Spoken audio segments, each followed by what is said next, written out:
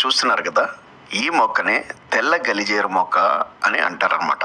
కొంతమంది అయితే పునర్నవ అని అంటూ ఉంటారు. అయితే మీ ప్రాంతంలో ఈ మొక్కని ఏమని పిలుస్తారు అన్న సంగతి కింద కామెంట్ రూపంలో తెలియజేయండి.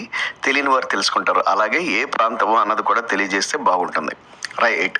ఇక అసలు విషయానికి వస్తే చాలామంది సార్ తెల్ల గలిజేరి ఎక్కడ దొరుకుతుంది అంటారు. అంటే తెలియని వాళ్ళు. తెలిసిన వాళ్ళకి ఇది చాలా సులువుగా దొరుకుతుందని తెలుసు. ఎందుకంటే ఏ ఖాళీ ప్రదేశాల్లో అయినా సరే ఈ మొక్క మొలిచి ఉంటుంది.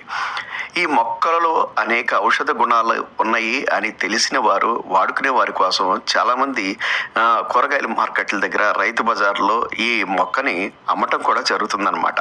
కాబట్టి ఎవరికైనా దొరకని వారు ఈ మొక్కను కొనుక్కుని వాడుకోవచ్చు.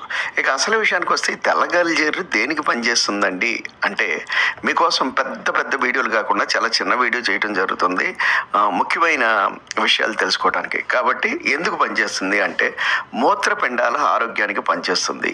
అదేవిధంగా కాలేయ రక్షణ కోసం పనిచేస్తుంది. రక్తహీనత చికిత్స కోసం పనిచేస్తుంది. కీళ్ల నొప్పులు తగ్గించడంలో కూడా పనిచేస్తుంది. శ్వాస సంబంధ సమస్యలు తగ్గించడంలో కూడా పనిచేస్తుంది. శరీరంలో ఉన్న వాపులను తగ్గించడానికి కూడా పనిచేస్తుంది. అదేవిధంగా ముఖ్యంగా మనం చెప్పాలంటే